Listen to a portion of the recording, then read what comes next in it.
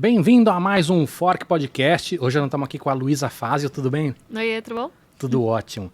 Bom, para quem não conhece a Luísa escreveu roteiros de, acho que das mais famosas séries brasileiras no Netflix, Sim. né? Sintonia, Cidade Invisível. Isso. Tem trabalho também na Warner, Globoplay, que mais? Amazon Prime. Isso. Legal, tem bastante história aí pra gente saber. Tô bem curioso de algumas coisas. Antes da gente conversar, ô Mandíbula, quem que mandou... Deixa eu botar o vídeo aqui. Quem que mandou pra gente isso, hein? Ó, Cava, quem mandou pra gente hoje foi a Goshen Alimentos. O arroba dele está aí na tela, mas pra quem tá nas plataformas de áudio é Goshen Alimentos BR. Goshen se escreve Goshen. Eles entregam em todo o Brasil e são uma marca 100% vegana que já está no mercado desde 2019. A gente tem hoje pão de queijo, mortadela, quibe, croquete de camarão e as carnes de soja, nenhuma delas leva ovo ou leite. Legal, muito bem. Luísa, Ai, maravilha, obrigada. se você não comer, só eu vou comer, tá? Não, bora. Então, fique à vontade. Você já experimentou esse de camarão ou não? Muito bom, É amei. bom? Nunca tinha experimentado esse. Legal, vou experimentar também. Camarão, quibe, pão de queijo e mortadela, é isso? Isso. Legal, maravilha. Ô, Luísa, você começou com RPG, é verdade essa história ou não? É meio um RPG, a gente chamava de RPG, mas no Orkut, assim. Então, eu tinha uns 12, 13 anos, comecei jogando RPG de Harry Potter. Que legal. E aí minhas amigas, assim, uma amiga de cada estado, eram duas amigas do Ceará e uma amiga de Penápolis, no interior de São Paulo. A gente não se conhecia, nunca tinha visto a cara da outra, mas todas nós jogávamos na Era Marota do Harry Potter. E a gente tinha uma comunidade do Orkut que a gente ficava virando madrugadas, debatendo qual seria o rumo da história, dos personagens. O que seria... O meu era um cara da Sonserina, e as delas era Corvinal, enfim, esse tipo de coisa. E meus pais ficavam muito bravos, porque eu ficava madrugadas inteiras, dia de semana, escrevendo, né? Eles não sabiam o que eu fazia no computador, minha mãe morria de medo de eu cair num golpe, ser sequestrada. Eu falava, mãe, é óbvio quando um cara pedófilo de 45 anos escreve com você, e uma menina de 13 anos, tipo... A gente que tá nesse meio, a gente sabe, mas os pais não. Então, eles já me ameaçaram tirar o meu computador de mim várias vezes. Até que chegou uma hora que o meu pai, ele tinha um reloginho da bexiga muito pontual. Então, todo dia, às 3 da manhã, ele acordava para fazer xixi. Então, dava 2h55, eu desligava tudo, deitava na minha cama... Esperava, ouvia o xixi, esperava a descarga, aí dava uns 5 minutinhos e voltava para o computador. Então, coitados, nunca conseguiram parar isso, que foi ótimo, porque foi ali que eu comecei a realmente gostar de escrever e experimentar toda a minha criatividade. Não tinha limites com as minhas amigas, então a gente podia criar o que a gente quisesse, escrever o que a gente quisesse. E ali que eu realmente descobri que eu queria fazer isso, mas nem sabia que sala de roteiro existia, né? E você chegou a ter blog ou não? Porque essa época era uma época de blog, né? Tinha ainda um pouco de febre de blog. Tinha bastante coisa de blog, muita coisa de fanfic. Eu consumia muito mais fanfic, né? Ficção no geral. Escrevia algumas, mas o meu foco mesmo era esse RPG que a gente publicava os textos. Eram textos longos, assim, que a gente publicava numa comunidade do Orkut. Então a gente tinha fã, tinha gente que lia. Anos depois, na faculdade, eu conheci uma menina que lia essa comunidade do Orkut. Ela virou e falou, você é o Steve do Break Stuff? Ai, meu Deus do céu, sim. Muito bom isso. Acho que era a época que a rede social ainda era legal ainda, né? Não era tão tóxica, eu acho, né? Não era nem um pouco tóxica. E tinha um lance de comunidade, né? Hoje tem menos, né? Óbvio que tem ainda, mas acho que tem menos. Virou uma coisa mais massiva, talvez. Não sei, acho que tem muitos nichos, assim. Você dá pra encontrar tudo que você quer na internet hoje em dia. E eu acho que você consegue fazer muito mais amigos com interesses em comuns que os seus. Perceber que você não tá sozinho numa causa específica. Mas, ao mesmo tempo, isso também aliena as pessoas, né? Eu acho que às vezes a gente tem menos troca, mas às vezes a gente Mas às vezes também é importante a gente estar num grupinho só nosso, sabe? Pra se sentir um pouco mais protegido mesmo. Não, eu acho que as coisas boas continuam. O problema é que se somou muita coisa ruim, né? Esse lado tóxico também. Fala, Mandíbula, você tem pergunta aí? Cara, eu tenho uma pergunta, que ela falou de sala de roteiro, e eu já quero emendar, mas eu acho que provavelmente a gente vai responder durante o papo. Mas é assim, eu queria entender como funciona uma sala de roteiro. Porque esses dias eu fui assistir alguns filmes, entre eles Avatar, O Caminho da Água, e eu saí indignado do cinema, num nível absurdo, assim, que eu falei, cara, não é possível que ninguém na sala de roteiro levantou. Eu sei que o James Cameron também é roteirista. E falou, James, cara, tá ruim isso aí, cara. Essa cena aqui não dá pra você fazer isso. E eu acho que o pessoal não falou de medo. Que é o James Cameron lá, ele vai... Ó, estagiário, sai daqui, eu chamo outro cara. Vai ser do meu jeito. Aí eu acho que a gente pode desenvolver o papo mais e depois responder isso, mas eu queria deixar essa indagação no ar, porque não é possível. Vou aproveitar que você falou do Avatar. Você viu o Avatar ou não? Olha, eu ainda não vi esse último. Tá. Mas assim, acho que vale a pergunta. Quando você vê um filme, por exemplo, o Avatar tem muitas coisas legais, assim, ele é lindo, né? Se você assistir ele como se fosse, sei lá, um Circo de Soleil, ele é lindo. Mas o roteiro é um desastre em muitas camadas. Eu queria saber se você consegue curtir algo que o roteiro não seja bom, mas que de repente tenha outras coisas boas. Ah, sim, acho que sim. Eu acho que, por exemplo, o Avatar, o problema é que ele se coloca como esse filme que é transgressor. E realmente, em questão de tecnologia e visual, ele é. Mas o roteiro não, é uma história... Eu não vi o segundo, tá? Mas o primeiro é uma história... É Pocahontas, Sim. né? É uma história começo, meio e fim. Nada de novo, nenhuma questão nova. Ok, vamos proteger as florestas, uhul. É isso. E tudo bem. Tudo bem existir filme assim. Tipo, acho que o James Cameron não tá interessado em pensar narrativamente de uma maneira que vai mudar todas as estruturas. Isso ficou bem claro. Ele tá mais interessado na questão estética. Por isso que ele também é bem consagrado como diretor, né? E provavelmente, não o conheço, assim, pessoalmente, mas provavelmente ele é um diretor que pensa mais na... Quando ele pensa uma cena, ele pensa... Como é que vai ser essa fotografia? Como é que vai ser esse ângulo? Como é que eu vou... Que lente eu vou usar? Ou que, no caso dele, quais ferramentas de animação ele vai usar? Quais técnicas, né? Não, e até de construir as câmeras, tudo, né? Pra fazer coisas diferentes.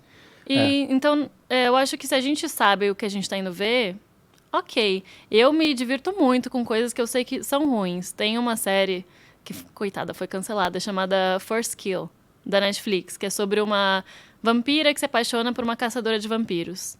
É um clichê, dividiu opiniões entre pessoas que acharam péssimo e pessoas que acharam demais. Eu fui ver já sabendo que ia ser um clichê adolescente meio ruim. E eles entregaram tudo o que prometiam. Era meio ruim, era clichê, tinha romance, tinha beijo, tinham monstros em CGI horroroso, tinha uma... Pra mim, eu senti como se eu estivesse vendo Buffy, que é uma série que eu amo. Então, sabe, você não dá pra você comprar um peixe, um salmão, achando que você vai comprar um atum do Japão que custa $1.000 o quilo. Sabe, você tem que saber aonde você tá se metendo... E é isso. É que eu acho que o Avatar foi um pouco mais fundo nisso. Eu acho que ele... Porque o roteiro não é só um roteiro ruim. Tem muitas coisas ruins. Entendi. Primeiro que assim, o roteiro meio que desvalida a história do primeiro. Tipo, algumas coisas do primeiro deixam de fazer sentido. Pô, mas se isso acontece assim, não faz sentido então ter todo aquele problema do primeiro. Outra coisa é que tem coisas que, assim, obviamente, você aceita algumas fantasias do filme, né? Tipo, o fato de existir a fadar, o fato de estar em outro planeta, tudo você compra. Sim. Mas tem coisas ali que quebram essa fantasia, né? Do tipo, sei lá, o bicho morre afogado, mas não morre afogado. Fica umas coisas que você fala assim, putz, isso é esquisito, entendeu?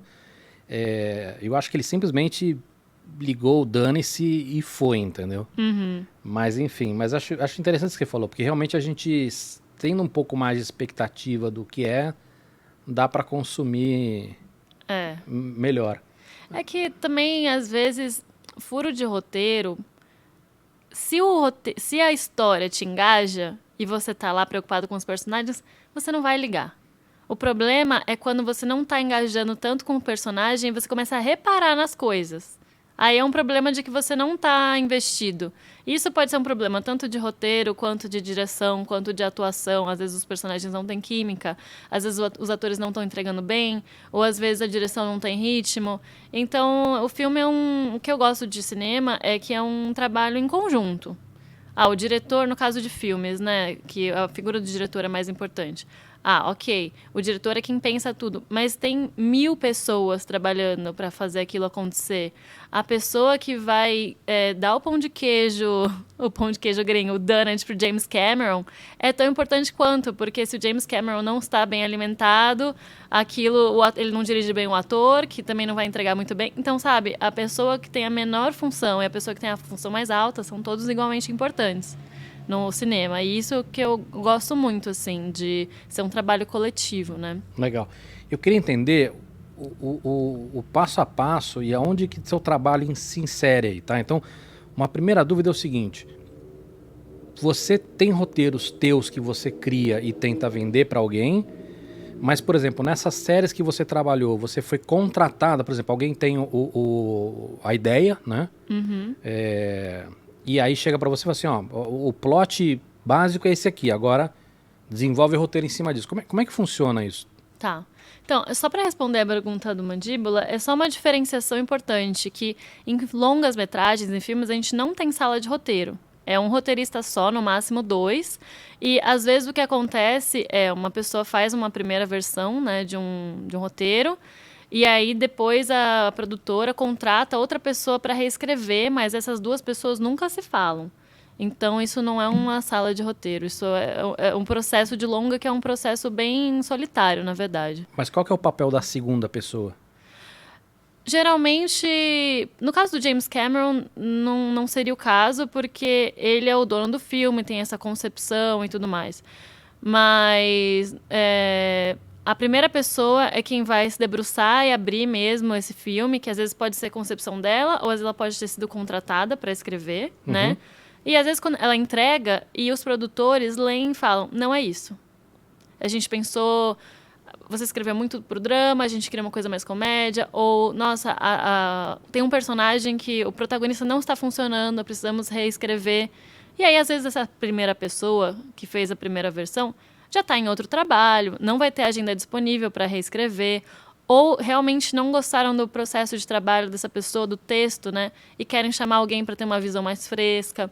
Então, é meio que para chegar num lugar que também agrade os produtores e o estúdio. Porque no final do dia é difícil um autor ter a palavra final. James Cameron vai ter a palavra final. Se o roteiro ficou uma bosta, desculpa, mas ele que, assim, uma bosta segundo vocês, viu? Não coloquem nada na minha boca. Pode colocar. O roteiro é uma bosta. Eu assino embaixo. Ricardo Cavallini. Desastroso. Não é? Gustavo Mandíbula. Gustavo o quê? Como é que é o sobrenome? Não pode falar? É Pode. segredo? Eleutério. Muito bem. Ele é uma pessoa que eu acredito que ele tem poder suficiente para poder ter a palavra final. Mas muitas vezes não é isso que acontece. Muitas vezes são os produtores que falam, isso aqui não está funcionando, e às vezes os roteiristas falam, mas eu não concordo. No caso de Avatar não foi ele, foi um pombo que fez o roteiro final, tenho certeza. Agora, quando eu não sabia dessa história de 2 roteiristas, e quando vai nos créditos vão os 2 nomes. Sim, no caso do Brasil vão todos os nomes, e no caso dos Estados Unidos, a WGA, que é a Writers Guild of America, que é tipo o sindicato, né, deles de roteiristas, que foi esse sindicato que fez a greve de 2006 e tudo mais, eles têm muitas regras. Então, dependendo da quantidade, da porcentagem do que você escreveu, que realmente vai para a tela, você fica acima dos créditos ou abaixo, ou dependendo se você escreveu com alguém como dupla, se não me engano, vai ter o seu nome e aquele símbolozinho de S e o nome da pessoa. Mas se você escreveu e a outra pessoa escreveu num outro período de tempo, tipo depois de você ou antes de você, é a letra E. Eu posso estar sendo enganada, mas assim, tem diferenciações muito específicas que eles fazem. Muito sutis, mas quem trabalha entende. Entende, e que é algo importante que a gente está tentando importar para cá também, porque no final do dia, quem que escreveu mais? Qual a visão criativa que ficou mais presente? E tudo isso, questões de crédito são muito importantes, porque no final do dia é isso que nós temos enquanto roteiristas, né? Sim. O nosso crédito tem que estar assegurado para De provar todo que a mundo, gente né? fez. Todo mundo. Mas vamos lá. Então, pelo que eu entendi, tem esses dois caminhos. Você pode escrever algum argumento, tentar vender, mas normalmente quando já chega um argumento ou um plot, e aí você desenvolve essa história. Para a série é a mesma coisa, só que você falou que na série teria a sala de De roteiro. roteiro. Isso.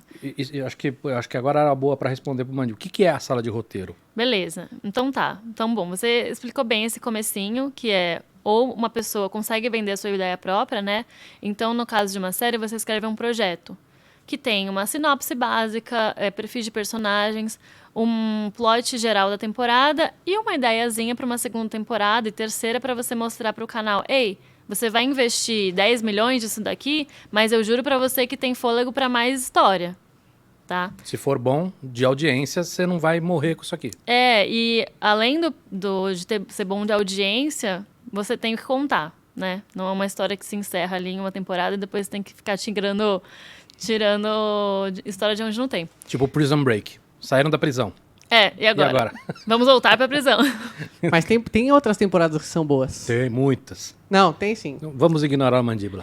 Explica a sala de roteiro. E aí, você pode ser essa pessoa que vende a sua série, que é meio que muito difícil de você conseguir, né? É um trabalho que todo roteirista tem de tentar vender suas ideias. E o paralelo, enquanto isso, é você ser contratado para ingressar numa sala de roteiro. Então, uma sala de roteiro geralmente tem umas 5 pessoas, porque uma série é um produto muito longo. Se você pensar, uma série são quase 4 filmes. Uma série de 8 episódios, são 8 horas. Um longa-metragem tem 2, né? Então, você precisa de mais mão ali, porque você tem entre 6 meses a 1 ano para escrever. E você entra numa sala de roteiro tendo esse material, que é a Bíblia, que isso vai ser jogado no lixo. O que fica é o coração da série. Então, vou dar um exemplo do Sintonia, que são esses amigos. São o Doni, a Rita e o Nando, cada um envereda para um caminho, então para o crime, para o funk e para a igreja. É isso que a gente tinha. Assim, tinha muitas coisas escritas nessa Bíblia, mas que no processo de sentar e pensar, como realmente vai ser essa série, vai mudando muita coisa, porque a Netflix entra e fala: olha, a gente tá querendo uma série desse jeito, essas são as nossas notas, que a gente chama, né, as notes. Aí o pessoal da produtora chega e fala: não, a gente tem essa visão da série. E nós, como roteiristas, como criativos, também temos a nossa visão da série. Então, é um processo demorado até a gente entender qual é realmente esse tom dessa série. Vai ser uma série meio teen? Vai ser uma série mais pesada, mais adulta? Vai ter mais comédia? Vai ter mais drama? Quem são os personagens? Quais são os conflitos? E tudo isso a gente desenvolve junto como roteiristas. Então, a gente é um corpo. É como se fosse... Todo mundo tem que se acoplar, ter o mesmo cérebro. E somos um corpo com várias mãozinhas, assim. Então, todo mundo tem que pensar e respirar a série de uma maneira igual. Entender igualmente quem são esses personagens, como eles falam, o que eles gostam. Por exemplo, se o Nando tivesse sentado aqui, o que ele ia comer? Eu tenho que saber. Eu tenho que saber se eu jogasse esse personagem no meio de um apocalipse zumbi, como é que ele ia se portar? Eu tenho que conhecer esse personagem tão bem quanto eu conheço a mim mesma. E durante essa sala de roteiro, a gente tem alguns meses que a gente fica literalmente jogando ideia fora. É como se a gente estivesse aqui nesse podcast. É como se estivesse no teu RPG lá com No teus meu amigos. RPG com as minhas amigas, exatamente. Comendo paçoca. Nossa, fiquei cheia de espinha nessa época. Me alimentando de paçoca, café e água. Ficando horas trocando ideia. Porque às vezes você bate numa trave, você não sabe pra onde seguir a história. O que a gente tem é apenas o coração da história, tá? São esses 3 amigos, cada um envereda pra um caminho. E eles vão encontrando cada vez mais obstáculos e mais vontade de crescer, né, nas suas carreiras. E isso vem também com muitas responsabilidades. Legal. Fiquei com 2 dúvidas aí. Primeiro é o seguinte, você falou Bíblia.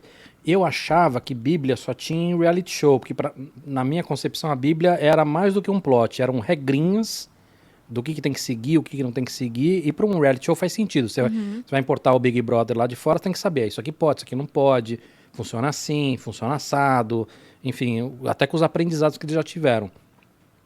E a segunda dúvida que eu fiquei, da sala, se a divisão, existe uma lógica ou ela muda de série para série? Por exemplo, um roteirista faz um episódio, outro faz outro, ou não? Então, para responder a sua primeira pergunta, a Bíblia, ela é um termo que pode ser usado para vários tipos de audiovisual, né? Então tem essa Bíblia do reality show, que vão ser realmente as regras, né? Mas no caso da Bíblia de ficção, é como se fosse um coração da série. Então, você tem uma sinopse longa sobre o que ela perfis dos personagens, sinopses de cada episódio, tema, quais são os temas que vão ser abordados. Para uma pessoa que vai ler, por exemplo, um executivo que faz essa coisa de ler muitos projetos e comprar projetos, lendo esse documento, ele sabe do que se trata.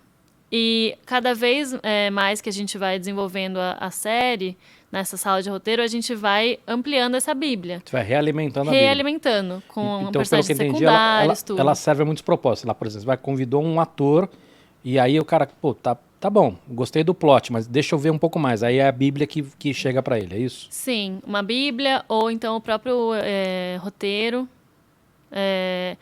E a partir desse documento, que é a primeira coisa que a gente faz quando a gente senta numa sala de roteiro, porque você tem que lembrar que esse projeto é um documento assim de umas 15 páginas. Uma Bíblia, muitas vezes é um documento de umas 50, 60, 70 páginas. Então a gente vai ampliar esse universo e entender que história que a gente vai contar de fato, né? Então a gente fica uns 3 meses entendendo, jogando conversa fora, construindo quais são os corações da série, né, os conflitos, porque uma série é basicamente sobre personagens vivendo conflitos e nunca conseguindo alcançar seu objetivo. Porque quando você consegue seu objetivo, a série acaba, né? E a partir disso, tem vários métodos dentro de sala de roteiro, mas geralmente o que acontece? Cada roteirista, a gente pensa junto a série, pensa junto exatamente o que acontece em cada episódio. A gente escreve o que a gente chama de escaleta. Então, são como um documento que tem a sinopsezinha de cada cena que vai acontecer no episódio. Né? Então, Nando entra e vê Sheila com seu bebê. Depois, Nando recebe uma ligação e ele tem que mediar umas ideias. Aí, na terceira cena, durante essas ideias, o que vai ser debatido é tal. Beleza, a gente sabe o começo, meio e fim do episódio, de cada um. E, a partir de então, os roteiristas são separados. E aí cada pessoa ou escreve 1 ou 2 episódios, dependendo do número de roteiristas da sala e do número de episódios que foi encomendado pelo canal. E aí que mora o que eu acho mais interessante, porque são pessoas diferentes escrevendo a mesma história e a gente tem que estar muito em sintonia, que é aquilo que eu te falei, de como o personagem fala, como ele age e tudo mais. Então, é nesse momento que é meio que você saber ponderar entre qual é a sua visão criativa e a sua voz enquanto roteirista, porque eu tenho as minhas preferências, os meus gostos, o meu jeito de escrever, que difere da pessoa com quem eu estou escrevendo, dos meus colegas, ao mesmo tempo que eu também tenho que entregar o que é esperado da série. Sim. E esse é o interessante, então por isso que os episódios são diferentes entre si, para além da história. O estilo, às vezes um pouco das piadas, às vezes um pouco da fluidez com que acontecem os diálogos. Mas no final do dia, você não assiste uma série e fala, nossa, parece que eu tô vendo 2, 3 séries diferentes. Cada episódio parece uma série diferente. Não. Só que tem essa nuance entre você colocar o seu próprio estilo pessoal, ao mesmo tempo que cumprindo o seu papel como contador daquela história específica. Entendi. Esse pão de queijo. Mandíbula, você tem uma pergunta aí? Eu tenho, mas eu queria saber primeiro, quando você começa a escrever o roteiro, por exemplo, a Netflix, por exemplo, ela já tem um casting, ela já tem a ideia do casting, eles passam isso pra você, ou às vezes você tá ali e escreve, putz, esse personagem faria muito mais sentido se ele fosse mais alto, se ele fosse mais baixo, se ele fosse asiático, por exemplo. Isso vocês têm essa liberdade também ou não? Não, pode mastigar aí com calma. Eu vou aproveitar e vou adicionar uma coisa nessa pergunta. Eu queria que você explicasse também, depois que esse trabalho termina, se de alguma maneira vocês têm alguma participação. Porque, assim, por exemplo, o diretor, obviamente que em alguns casos ele tem o direito de mudar tudo, mas se existe, de repente, algum acompanhamento de um roteirista e fala assim, ó, beleza, você manda aí, você muda, mas isso que você está fazendo vai criar um buraco aqui, vai criar um buraco ali, vai dar uma cagada ali, vai deixar menos interessante. Queria saber se essa participação ela é inexistente ou se ela rola em alguns casos. Bom, a primeira pergunta... Tá bom aqui? A primeira ótimo. pergunta sobre o casting, olha, depende muito do processo. Então, por exemplo, se a Netflix... tô usando a Netflix de exemplo, mas pode ser qualquer, uma Globo, uma Amazon. Se ele já tem um ator que eles já querem colocar nesse projeto desde o início, é uma coisa. Ou, por exemplo, o que acontece também, às vezes o roteirista, ele já tem uma carreira mais sólida, ele tem agente. Então, dentro do que a gente chama do pacote do projeto, às vezes ele fala, olha, eu vou ser roteirista e eu já tenho fulana tal atriz, que é uma atriz grande, para fazer esse papel. Então, na hora que ele vai apresentar para um canal, o canal já brilha os olhos. Pô, legal, já temos essa atriz, né? Mas se não é esse o caso, de ser uma atriz e um ator convidados, é um processo que vai acontecendo durante a escrita de roteiro. Então, primeiro, a gente tem esses meses para escrever essa Bíblia, porque muitas vezes muitos personagens surgem e caem. Às vezes a gente vai reescrever as histórias, você vê, nossa, a história desse personagem não tá fazendo mais sentido. E pra mim, me dói muito o coração quando a gente decide matar um personagem, antes mesmo do processo de casting, porque eu penso, ai meu Deus, mais um ator desempregado no Brasil. Acabei de tirar o emprego de um ator aqui, porque esse personagem não faz sentido na história, sabe? Você se apega aos personagens? Muito, demais. Todos? Não. A maioria. Você tem que amar, mesmo os vilões.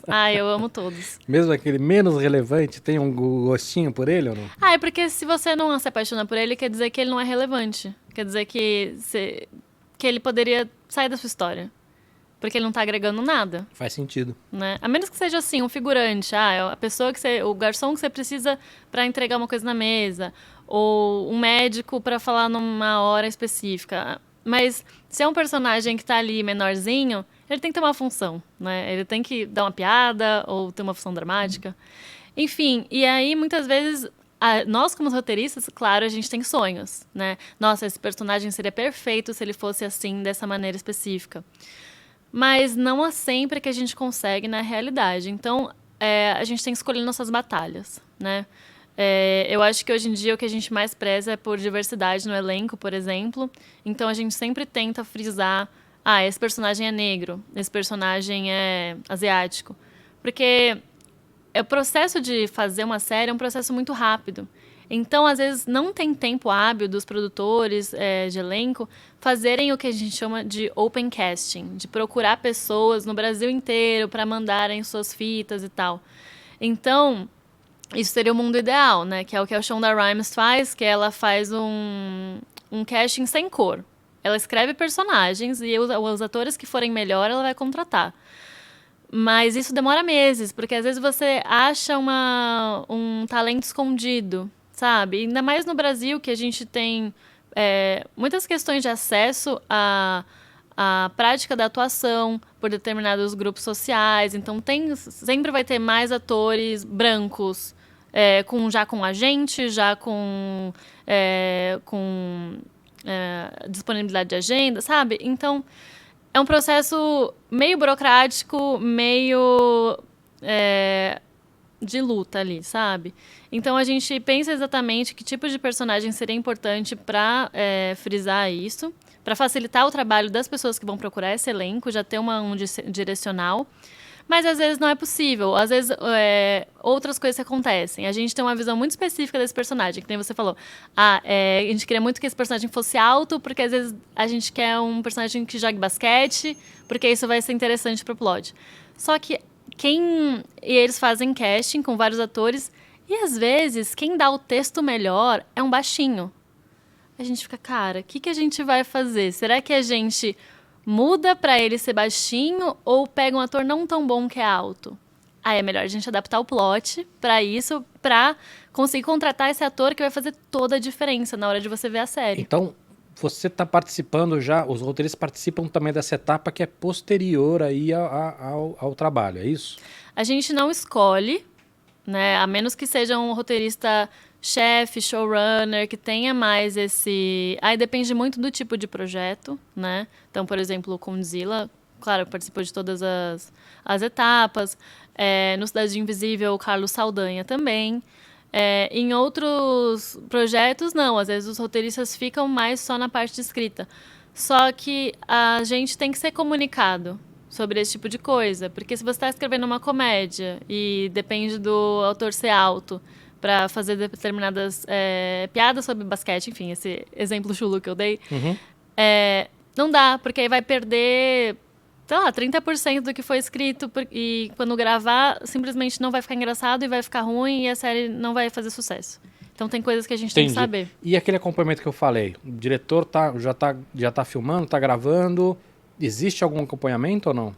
Então, existe, em alguns casos, tem essa figura do showrunner, né, que é essa pessoa que acompanha toda a sala de roteiro, ou às vezes é roteirista-chefe, e acompanha até o final. Que foi o Felipe Braga, por exemplo, é um showrunner brasileiro, que ele acompanha o set de filmagem, às vezes até dirige alguns episódios e acompanha a edição da série até o final. Então, essa visão criativa global da série, que muitas vezes temos no Brasil e às vezes também não temos, que às vezes fica uma coisa mais setorizada, né? E o roteirista é interessante quando a gente tem a chance de estar no set de filmagem. Porque acontece isso que você falou. O set de filmagem é muitas vezes imprevisível, porque às vezes um ator falta, às vezes uma locação não pode ser usada aquele dia, só que custa muito caro gravar um filme. Então não dá pra falar assim, a gente não vai conseguir mais gravar aqui o podcast na Fork. Pode ser amanhã? Não, porque tem 500 pessoas trabalhando. A diária das pessoas é caríssima. É mesmo. Viu? Eu vou aumentar o meu passe depois dessa. É caríssimo. Pois é, a agenda dos atores tem que bater. Então, aí quando dá um BOzão, eles chegam pro roteirista que tá no site e falam, então, dá pra gente mudar a locação do que seria a cena no podcast pra ser em outro lugar? Só que eu não posso simplesmente mudar um lugar numa série de ficção, tem que fazer sentido narrativamente. Aí eu pergunto, tá, quais são as opções que temos? Casa de fulano, casa de ciclano, tá. Então eu vou ter que mexer um pouco no diálogo e talvez na cena posterior pra gente conseguir fazer com que faça sentido. Ok?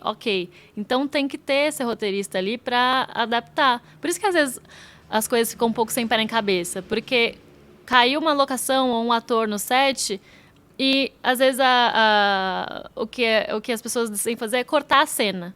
E aí quando vai montar no final, não faz sentido, porque nem gravaram essa cena que era super importante. Entendi.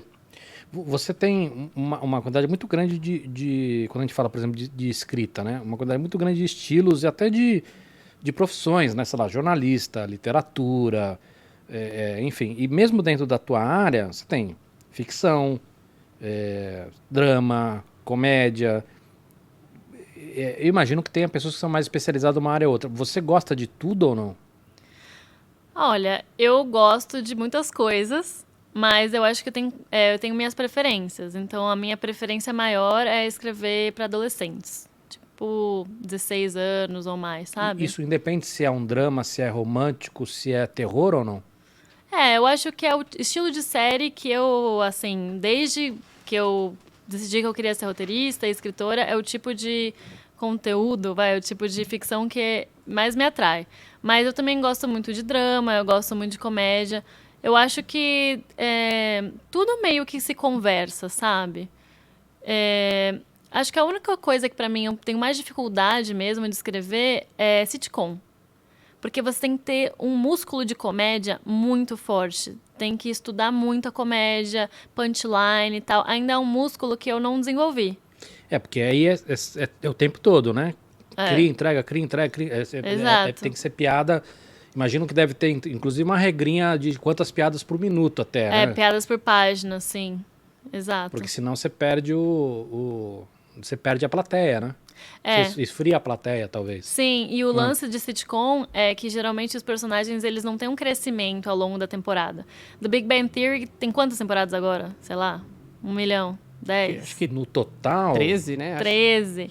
Acho que por aí. O crescimento de personagem do Sheldon é muito pequeno, se você pensar que você tá na temporada 13. Então, esse é o foco maior. O foco é você dar piadas e e a audiência sempre vai assistir sabendo o tipo de piada, o tipo de pessoa que o Sheldon é. Ele pode ligar em qualquer episódio, eu posso ligar em qualquer episódio do The Office, que eu vou entender. Porque os personagens são sempre, para sempre, mais ou menos iguais. E me interessa mais escrever ficção em que os personagens têm um arco de mudança mais interessante, mais intenso, mais denso. E aí vai estilo de pessoa. Tem gente que gosta muito mais de escrever sitcom e pensar mais, focar mais na piada. Aí vai o estilo de cada roteirista. Luísa, você tem um dom ou não? Como assim? Escrever? Para escrever? Você acha que você tem um dom para escrever? Eu acho que eu tenho. Eu acho que eu sempre tive muita criatividade, sabe? E eu sempre vi que as pessoas se emocionavam quando eu escrevia. Desde quando eu escrevo literatura até séries e ficção no geral, assim.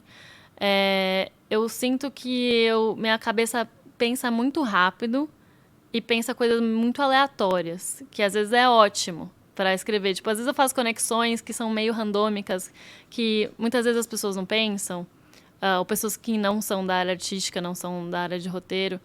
E tanto é que quando me perguntam, o que você é boa? Eu só sou boa em escrever, não sou boa em mais nada. Comer e, sei lá, dormir de conchinha. Essa história do diretor mudar é uma coisa muito comum de acontecer, não? Quando eu falo de mudar, é mudar muito, assim, de mudar realmente o roteiro. Não sei se é verdade ou não, mas tem uma coisa que eu vi outro dia do Capitão Nascimento, que ele nem era o principal, e aí virou o principal. Assim, essas grandes mudanças, é muito comum de acontecer ou não? Olha, depende de como tá saindo o material. Porque no caso é o Tropa de Elite, né? No caso do Tropa de Elite, quando eles foram montar o filme, o protagonista estava saindo um pouco... Ele não parecia um protagonista, ele não tinha a força de um protagonista. Então foi só depois de gravar tudo, na montagem, que eles vendo o filme, perceberam e falaram: se a gente não reestruturar, esse filme vai simplesmente passar despercebido, né? Então, tem esse olhar também, você tem que ter esse olhar apurado em todas as partes do processo. Porque é isso, o roteiro devia estar ótimo, mas às vezes é uma questão de atuação, uma questão de direção, uma questão do dia. Às vezes as pessoas não estavam bem naquelas semanas que estavam gravando. É uma coisa muito humana, sabe? Sim. E aí teve esse insight de remontar o filme. Querendo ou não, é arte, né? Então não tem como não ser algo humano. Fala, Exato. Mandíbula. Eu ia falar, mas e no sentido de, por exemplo, vocês escrevem uma história e daí, mais ou menos a pergunta que eu fiz no começo lá, e daí tem um produtor que tem um cargo maior lá, ou um roteirista-chefe, igual você falou, que é um showrunner também, e ele fala, não, a minha ideia é melhor, tira isso e coloca, por mais que seja um cocô a ideia dele no final das contas, mas só pelo fato dele dar a carteirada ali, se você já aconteceu, se tem muito isso de o cara, não, minha ideia, chega lá no final, a ideia dele foi um desastre, o filme ficou ruim, mas você não teve o que fazer, né? Porque ele que manda na bagaça. Sim. Olha, eu falo para as pessoas que não trabalham com roteiro profissionalmente ainda que escrever é só 50% do trabalho. Os outros 50% é você saber lidar com pessoas. E saber colocar suas ideias de uma maneira mais, assim, educada, porém tentando mudar um pouco a mente das pessoas, sabe? Então, você saber lidar é quase uma politicagem ali. Então, às vezes já recebi isso, uma nota pedindo para mudar alguma coisa e, assim, não tinha pé nem cabeça, não fazia sentido ou ia piorar dramaturgicamente. E aí, a pergunta, o lance do roteirista de uma sala de roteiro é: como é que eu vou contra-argumentar sem falar, não gostei da sua ideia? Ou, que nem você falou, sua ideia é uma bosta. Pensar, olha, eu acho muito interessante o que você falou, mas e se... E aí você sempre tem que ter uma outra ideia, 1, 2, 3, 4 ideias na manga. Pra ou você realmente conseguir emplacar uma segunda coisa, ou pelo menos desviar a atenção e criar um novo debate para gerar uma terceira ideia ali. Então, o trabalho do roteirista de sala é muito saber como você vai contra-argumentar e criar um espaço seguro para as pessoas colocarem as suas ideias e não ficar só no, acho que não funciona, não funciona, não funciona, porque isso cria pessoas que, primeiro, que não vão gostar do seu trabalho, porque você não está dando outras ideias, e segundo, um ambiente que não está propício para a criação. Tá só frustração, sabe? Putz, não tá bom, não tá funcionando. Então, é um pouco dessa inteligência emocional, que é muito importante para o roteirista também. Mas imagino que isso aconteça em todas as etapas, né? Tipo, a próprio contratante com o diretor, por exemplo. Tiver muito isso, né? Tipo, versão do diretor. Por quê? Porque o cara não conseguiu fazer a versão dele. Né? Ele que teoricamente era o mandatário master lá e não consegue. Agora tá na moda essa coisa da versão do diretor, né? Que tá saindo uma porrada, principalmente em filme de herói aí. Tem muito filme de herói que o estúdio manda e o diretor sai revoltado no final das contas. Então, mas acho que isso é mais comum do que a gente imagina, né? Porque no final é isso. Todo mundo tem alguma ingerência no negócio ali e nem todo mundo concorda, né? Luísa, você vê diferença em criar roteiro para séries de streaming ou tanto faz se é uma série que vai para TV ou vai para streaming? Existe alguma diferença ou não? Não, hoje em dia não. Antigamente a gente tinha essa diferença de que uma série que ia para uma televisão tem comerciais, intervalos comerciais, né? E a gente tem que... Aí você tem que pensar nisso. Por isso que o roteiro ele é separado, dividido em atos. Então, quando a gente pensa um roteiro de longa, a gente pensa em 3 atos, porque é a estrutura clássica de filme. Mas, numa série, a gente começa a estudar em 5 atos. Então, você tem que ter meio que um gancho a cada quebra de ato. Isso se deu porque nas televisões você tinha comercial e você tinha que prender o público para voltar, né? Então, numa novela, por exemplo, isso é muito importante. Você não pode parar uma cena no meio para colocar um comercial e voltar dali, porque você precisa que as pessoas continuem assistindo, né? Então, no serviço de streaming, como não tem comercial, essa exigência desses mini ganchos dentro de um roteiro não são tão necessários, mas é bom pra gente escrever pensando nisso porque dá mais cadência para a história e tudo mais.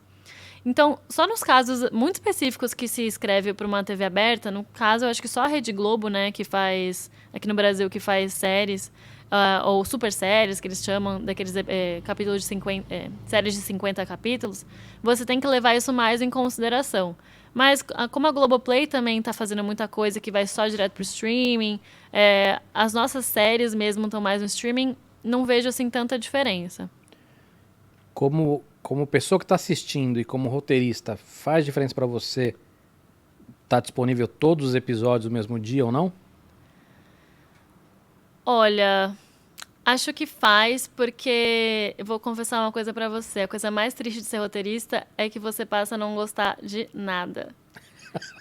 Nossa, eu acho tudo entediante. Eu vou começar a assistir uma série, todos amaram. Ai, gente, pelo amor de Deus, tal coisa vai acontecer. Tá, entendi que eles pegaram tal referência de tal lugar, entendi o que eles querem fazer com essa personagem. Sabe? É horrível, destruiu toda a experiência cinematográfica pra mim, saber como as coisas funcionam.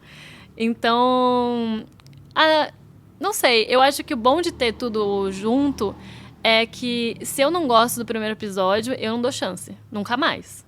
Então, se eu não tivesse gostado do primeiro episódio de The Last of Us, nem estaria dando uma chance, sabe?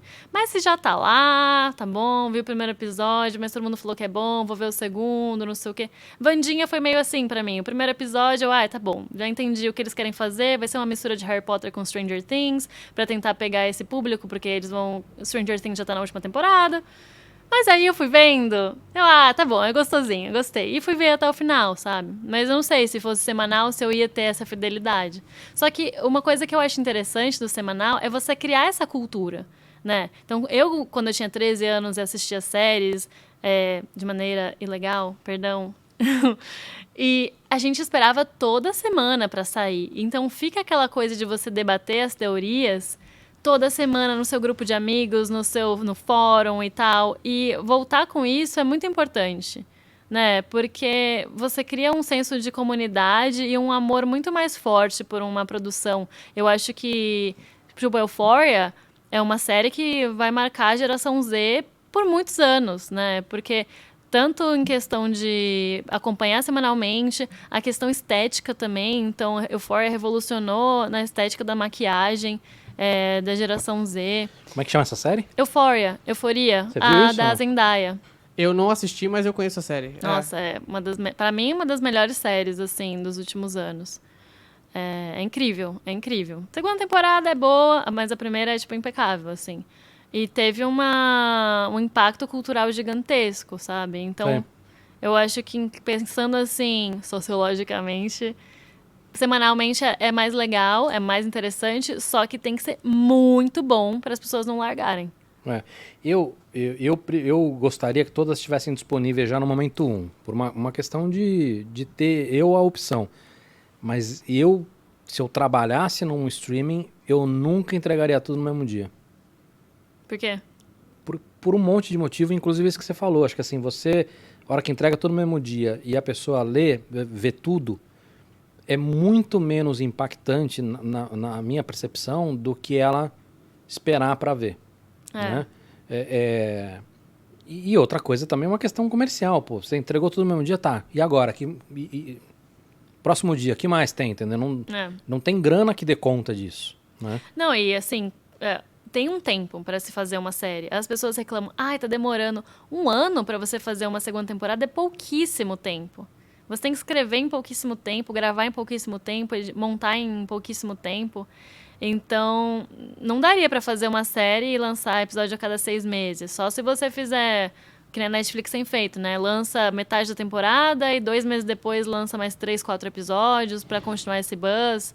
E aí eles geralmente acabam num gancho super forte, né? Eu não sei, eu acho que do Stranger Things o gancho foi que o menino morria. Não vou lembrar. Não lembro, mas eu lembro que foi algo muito forte, que todo mundo ficou, nossa, o que será que vai acontecer agora, sabe? O que me incomoda muito, que assim, principalmente com série que tem criança, é que às vezes demora tanto que a criança cresce, entendeu? E aí perde muito a graça, porque você tem que mudar, deixar a história muito longe, aí não faz tanto sentido, enfim. Então acho que não é tão legal nesse sentido aí. O Stranger Things tem uma curiosidade legal que eu vi esses dias dessa última temporada, que a molecada foi ler o roteiro e falou, peraí, as crianças têm essa idade? Tipo, os atores ficaram chocados, sabe? Porque eles já são... Tem um lá que você tá com 2,5 metros de altura lá, você não passa mais por criança, sabe? E eles têm a idade, tipo, baixa, assim, entrando na adolescência, assim, sabe?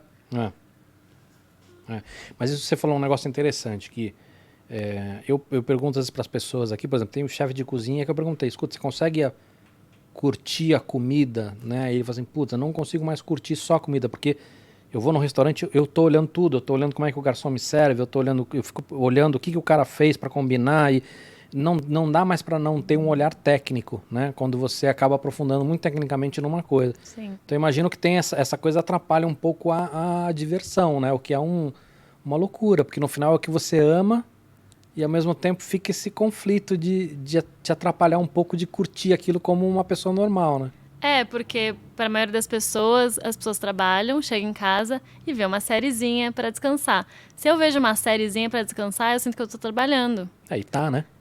Eu não consigo. O tipo de coisa que eu consigo assistir, que eu sinto que eu não tô trabalhando, é filme de arte, porque eu não escrevo filme de arte. Então, são maneiras diferentes de se pensar, de se estruturar. Geralmente tem pouquíssima estrutura, sabe? Então eu consigo dar uma desligada na cabeça. Só que quando uma série consegue me tirar desse lugar de análise para eu entrar na história, isso significa que é ótima. Mas nem toda série consegue fazer isso comigo, sabe? Entendi. E mesmo literatura, assim, eu tenho tido dificuldade de ler narrativa. Eu tô lendo muito mais poesia, porque é muito mais sobre sentimento do que uma estruturação narrativa de plot, de personagem, tal. Então eu me sinto meio... Só tem histórias na minha cabeça o tempo todo. Chega uma hora que eu não consigo mais ter histórias habitando a minha cabeça. Sejam as que eu estou escrevendo, as que eu estou imaginando, as que eu estou vendo, assistindo, sabe? Então é quase um burnout de histórias, não sei explicar. Não, mas faz sentido. Fala, Mandíbula. Ah, não, desculpa, eu esqueci de apagar aqui. Por favor, apague a luz então. Muito obrigado. A gente tem um esquema de luz aqui que ele acende para eu saber quando ele tem perguntas. Entendi. Né? Legal. Então, facilitar. Queria entender um pouquinho mais sobre o mercado. A gente já tem sucessos muito interessantes no Brasil, né? Tanto, por exemplo, as séries que você fez roteiro foram um baita sucesso no Netflix, mas tem também séries de sucesso, filmes brasileiros que fizeram muito sucesso. A gente comentou agora de Tropa de Elite, tem Cidade de Deus, enfim, tem. Mas ainda assim, né, a gente tem algumas questões. Por exemplo, uma delas é, muito dessas séries retratam a nossa realidade, o que é natural, né? Tipo favela, tipo periferia, esse tipo de coisa. O que eu queria a tua opinião é o que falta agora para a gente ampliar para outras frentes que a gente não tem. Me parece que a gente não tem um histórico bom, sei lá, por exemplo, terror, ação. Obviamente que eu imagino que a ação você tem alguma dificuldade por uma questão até financeira, né? É mais caro mesmo Mas, pra produzir. mas terror não é necessariamente o caso, né? Tem séries de terror muito boas que o orçamento, você vê, não tem efeito especial, não tem, é muito mais o plot, a direção, fotografia do que outra coisa. O que você acha que está faltando para a gente começar a ter sucesso também nessas outras frentes? Eu tava falando isso com uns amigos outro dia, que o Brasil a gente tem 2 gêneros que dão muito certo, que é ação, mas mais envolvendo o tráfico de drogas e tal, porque é uma coisa muito essencialmente brasileira, né? E outro que é grandes comédias. Então, vou dar o exemplo clássico, que é Minha Mãe é uma Peça. Sim.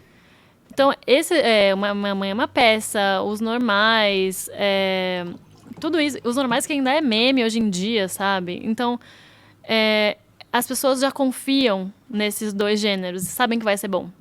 Mas se você tem, por exemplo, uma série de terror ou de romance, tem que ter uma pegada um pouco muito diferente ou ser muito bem executado para você conseguir frear o pensamento normal de uma pessoa que ela vai ligar e vai pensar, nossa, uma série americana que eu vi ontem é muito melhor do que isso. E isso é quase a mesma coisa.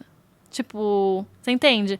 A pessoa pensa, nossa, isso aqui é uma tentativa não tão boa daquela série americana que eu vi ontem. Basicamente, você está falando que a gente tem um preconceito e um preconceito contra o que é brasileiro. Exato. Mas ainda assim, mesmo que eu concorde com você, e eu concordo com você, tá? Ainda assim, a gente tem pouca coisa boa. Você acha que é um ciclo? Quanto mais a gente produz, melhor a gente fica. Só que o nosso mercado ainda é pequeno e ainda tem muito medo de apostar em que a gente chama de filmes e séries de gênero, né? Gênero que geralmente a gente fala que é terror, ficção científica, coisas mais específicas. Só que quanto menos a gente produz, menos experiência os profissionais vão tendo. E claro que a gente nunca vai conseguir competir com os Estados Unidos, uma Coreia. E a Coreia do Sul, para mim, é um exemplo claro. Então, eles investiram muito em educação, muito em cultura, muito em produção de conteúdo. E hoje em dia, se você vê tem aquelas listas da Netflix, né? As 10 séries de língua não inglesa mais vista, 5 sempre vai ser coreano. Um país minúsculo. Mas para tudo, né? Música, por exemplo. Música. E é uma coisa que a Coreia, até os anos 80, era um país rural, agrário. Né? Então vai muito da nossa cultura enquanto brasileiro entender que investir em cultura é importante também, né? Para a gente ter esse senso de pertencimento, a gente dá valor ao que a gente produz, ao que a gente tem, e não só aos cânones, né? Então, sei lá, bossa nova, cânone, funk, cânone, música brasileira é cânone. Só que quando você fala audiovisual brasileiro, ainda não, justamente por ser uma arte mais cara, né? Então, é necessário a gente cada vez mais capacitar mais pessoas para contar essas histórias de maneira melhor e a gente ficar pau a pau. Pode ser uma série brasileira, uma americana, uma coreana, uma europeia, mas a gente está competindo de igual para igual. Só que isso depende de muito incentivo e anos de você ter profissionais qualificados trabalhando e sempre melhorando, né, a técnica. Mas acho que isso deve gerar também uma consequência de ter uma dificuldade de sair da inércia. Por exemplo, a própria plataforma de streaming, na hora que ela vai contratar uma produção brasileira, aí vai assim, isso aqui é um terror. Também deve pintar essa coisa assim, puta, vou comprar um terror do Brasil, sendo que não é... Assim, não é questão de, não confio que o brasileiro seja bom nisso, mas, porra, não tem histórico, né? Não tem porque ainda é um risco. Não tem um tracking record que você olha e fala assim, putz, o Brasil sabe fazer isso. Por mais besta que seja dizer isso, tem isso. Mas sim, porque, querendo ou não, é um investimento de milhões de reais. Então, é um risco. Se você tem 10 milhões de reais na tua mão, você prefere colocar numa coisa que você tem mais chance de ter um sucesso, ou é um risco que você quer correr? Se é um risco, geralmente riscos são cometidos numa época que você está de vacas gordas, não sei. Mas que você está num momento bom, sem crise, com muitas opções, um leque de opções para você poder investir também num risco, sabe? Sim. Eu sempre tive a percepção que o idioma era uma barreira, mas eu tô perdendo essa percepção, porque o que a gente tem visto no resto do mundo, você deu o exemplo da Coreia do Sul, acho que é um bom exemplo. Acho que no caso deles, o idioma seria uma barreira ainda maior do que a nossa, e a gente tá vendo que esse não é um problema. Sim. Não, e eu acho muito interessante na Coreia do Sul, porque tem questões de tradução que a gente também não entende. Então, quando você vê qualquer série coreana, sempre tem um momento que os dois perguntam a idade um do outro, os personagens, e perguntam, eu posso usar tal pronome de tratamento com você? Aí a outra pessoa fica envergonhada. Não, sim. Então, tem interações de personagens que a gente não compreende. E eu vejo isso em toda a série, porque isso é uma coisa muito corriqueira para eles. E mesmo a gente não tendo essa percepção, a gente aceita aprender a cultura do outro e tentar entender e tentar sentir aquele sentimento que os personagens estão, né, até onde a gente consegue chegar enquanto brasileiros e não coreanos. Mas eu acho que esse ponto do streaming ser global é muito interessante, né? Porque antigamente a gente só tava... Eu falo por mim, eu só estava acostumada a ouvir coisas em inglês e japonês porque eu consumia muito anime. Mas agora tem muita gente que é viciada em série turca. As séries espanholas são super bem aceitas aqui no Brasil, séries coreanas, então não tem muito isso. Novelinha coreana, né? Como é que chama essas novelas? Doramas. Doramas, né? Estão super na moda agora também. Sim, são muito boas. E também eu sinto que a gente tem um lugar muito importante no Brasil para os dubladores, que os dubladores brasileiros são muito bons. E se a gente tem uma dublagem boa, a gente consegue também chegar a mais pessoas, né? Legal. Novela brasileira é boa? É boa demais. Uma das melhores, eu acho. Acho que é diferente. Eu acho que a gente está conseguindo... Nos últimos anos, a Globo, especialmente, conseguiu trazer vários elementos do cinema para a novela. Então, se você vê os primeiros 100 capítulos de uma novela, que são os capítulos que eles trabalham antes de ir ao ar, a fotografia está muito bonita, os atores estão cada vez melhores. Então, eu acho que a novela brasileira tem uma tradição. Também é um cânone, né? Desses cânones. Você acha que influencia o resto ou não? Eu acho que sim. Eu acho que a gente vem muito da cultura do melodrama, né? Que é a base da cinematografia brasileira, assim, sem ser de filme de arte, né? Tô falando de coisas mais populares.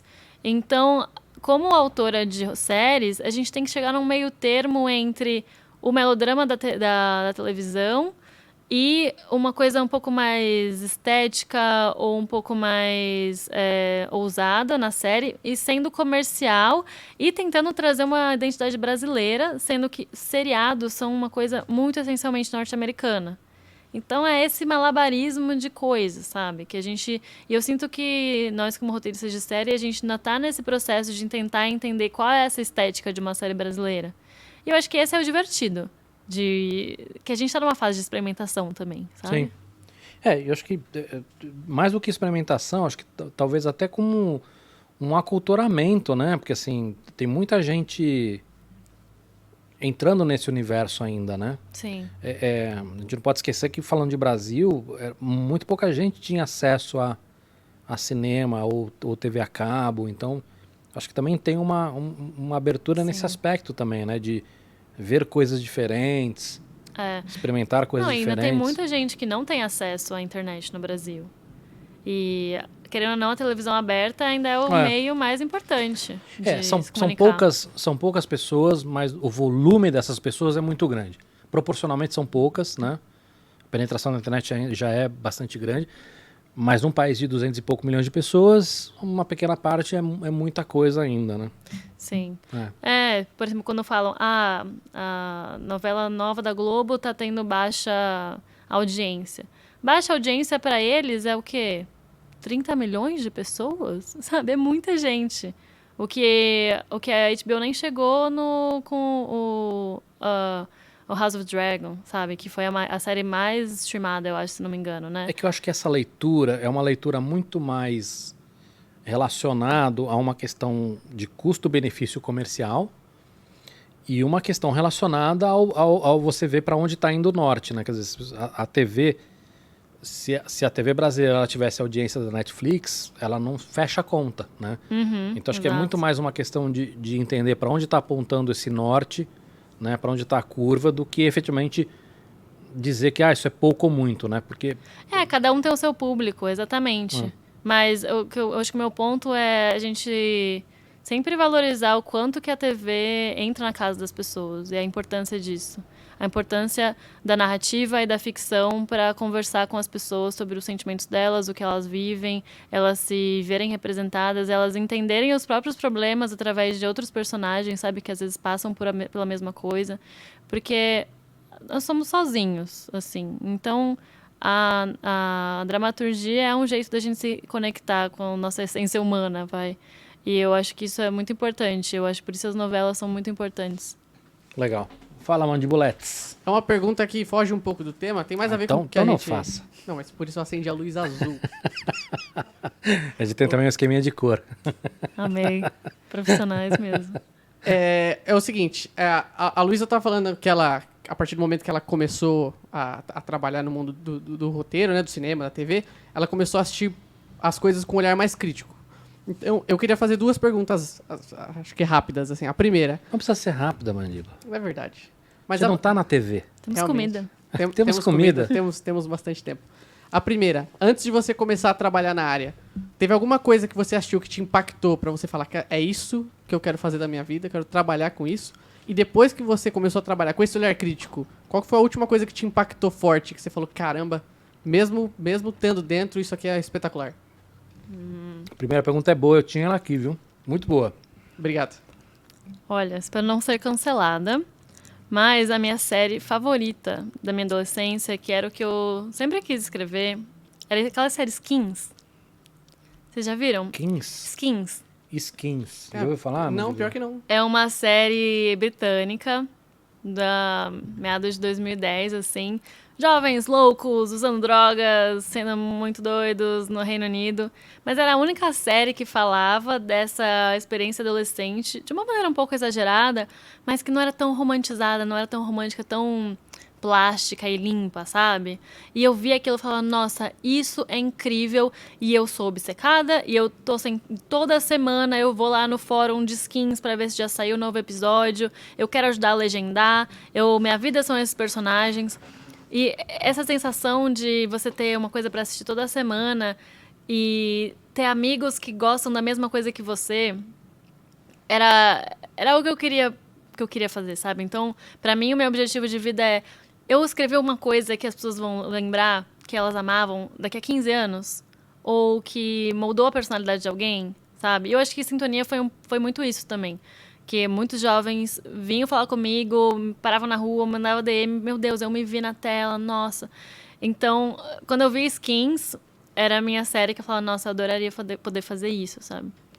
E agora, deixa eu ver o que eu assisti recentemente. Tem uma série, ai cara, triste, que foi cancelada, chamada The Wilds, que é uma série da Amazon Prime, que também é de adolescentes. Eu gosto dessas coisas que são de adolescentes, mas são muito densas, sabe?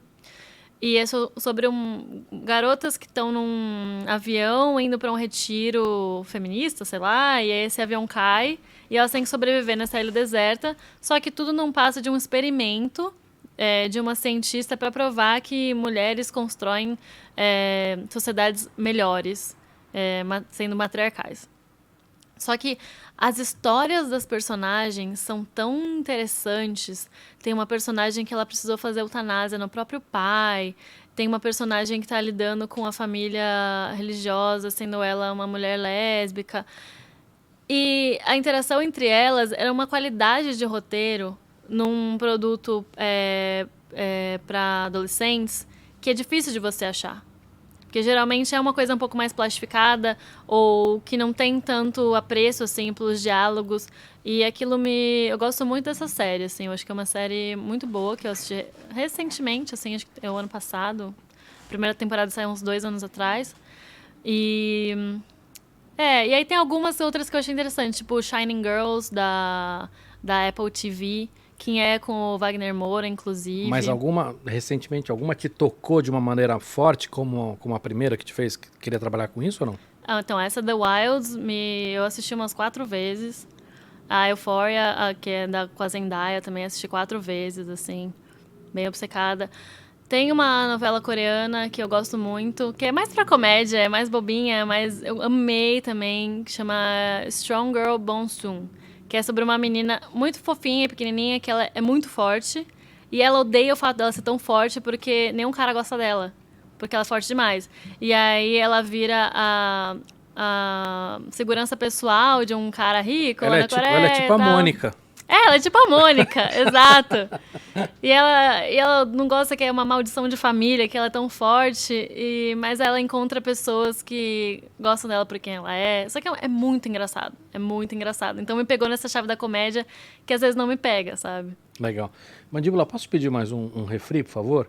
Claro. Sabe o que eu queria entender? Eu não conheço muito profundamente, mas eu sei que no Brasil, algumas plataformas de streaming têm maneiras diferentes de contratar o conteúdo, né? Então, por exemplo, eu pago para você botar a sua série lá, e a série é tua, e tem algumas que assim, não, eu vou fazer, por exemplo, um Originals da vida, e aí a série é minha, é tudo meu.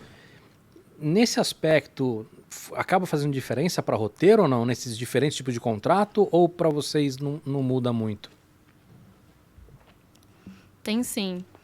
Quando você tem só um contrato de exibição, quem cuida é a produtora. Então, os roteiristas são contratados por uma produtora que vai vender esse material para o canal. Uhum. Nós somos sempre terceirizados, né? Então, no caso de uma... Por exemplo, a primeira temporada de... Se bem que é um caso muito específico, mas vamos lá. Primeira temporada de La Casa de Papel. Não foi um Netflix Originals. Não foi que alguém chegou lá e olha, eu tenho essa Bíblia, vamos criar. E a Netflix contrata uma produtora, a produtora contrata os roteiristas, e a Netflix, ou o canal de streaming que seja, tá presente em todas as etapas de desenvolvimento, dando opinião, dando e tal. La Casa de Papel, o que aconteceu? Foi uma série espanhola, que a Netflix comprou os direitos, mandou para uns montadores e falou, remonta isso daí para virar uma série. E aí eles lançaram, fez um sucesso estrondoso, mas era algo que já existia na Espanha, já tinha passado, sei lá, 2 anos antes, 1 ano antes, não sei. Acho que o Karate Kid também foi assim, não foi? Não sei. O Cobra Kai. Desculpa, o Cobra Kai foi assim também, acho que saiu primeiro no YouTube. Era original do YouTube e as 2 primeiras temporadas. Aí a Netflix comprou. O YouTube cancelou e a Netflix comprou. E a Netflix já botou a segunda, né? Eu acho que já tinham 2 e eu acho que a Netflix bancou já a terceira. A terceira já é original Netflix. Eu lembro que tinha isso, que era no entendi. YouTube antes. Então, e aí o que acontece? Se eu, por exemplo, eu desenvolvo uma série com uma produtora, e a produtora que tá dando toda a grana, a gente filma. E eu tenho só os direitos, a Netflix compra só os direitos de exibição, o produto já tá pronto. A Netflix não vai, ou o canal de streaming que seja, não vai ter uma influência criativa. Porque o material está pronto e ele só vai pegar e colocar no catálogo. Isso é uma contratação de exibição. E uma contratação de desenvolvimento é que você tem toda a interferência e as opiniões e tudo mais do canal de streaming no produto. Mas no dia a dia faz muito... Porque assim, no final... Você, como roteirista, você tem que dividir, como você comentou, você tem que dividir suas ideias com alguém, seja a produtora, seja a plataforma de streaming. O que eu queria entender é se faz muita diferença, na tua opinião, quando tem uma plataforma de streaming, porque imagino que você tem muito mais grana, né? Sim. Mas, ao mesmo tempo, você deve ter também muito mais inteligência de dados. Sim. Que não necessariamente é uma boa inteligência, né? Porque pode vir muita coisa de... Porque assim, eu imagino que cada plataforma... deve ter sua diretriz estratégica. Se uma plataforma está olhando estritamente para a visualização, né? Ou engajamento, ou qualquer outro. E menos, de repente, para uma coisa mais artística, porque tem uma visão estratégica de ter... Deve fazer uma baita diferença. Eu acho que quando é um contrato só de exibição, você tem liberdade criativa, né? Então, você só se reporta às pessoas da produtora. Só que o bom de você ser um original é que, querendo ou não, essa visão é aplicada de como a gente vai fazer isso fazer sucesso. Então, tem mais chance do seu produto, do seu filme, da sua série bombar, sabe? Mas... E também dá um pouco de aleatoriedade, um pouco de sorte, um pouco de momento. Então, às vezes, um filme... Eu tenho um colega meu que ele fez um filme que bombou muito na Netflix, que eu descobri esses dias que foi só exibição. E, às vezes, tem filmes que a Netflix... Ou, enfim, eu falo Netflix porque... Não, perfeito. E acabou virando o nome da categoria. Sim. E às vezes, o streaming tá presente no desenvolvimento de um longa e... lançamento, faz uma baita propaganda, não dá em nada, ninguém vê, sabe? Então, Sim. às vezes, tem coisas que são inexplicáveis. Você pode colocar todos os algoritmos do mundo e não dá certo. Eu sei que você não vai poder falar exatamente exemplos reais, mas eu queria entender o seguinte, dos dados que você recebeu de plataforma de streaming, seja a Amazon Prime, seja a Globoplay, seja a Netflix, se chegaram dados pra você que você olhou e falou assim, puta merda, que legal. Ou puta merda, isso aqui vai me ajudar. Ou puta merda, isso aqui faz um puta sentido. Ou puta merda, eu não tinha visto isso aqui.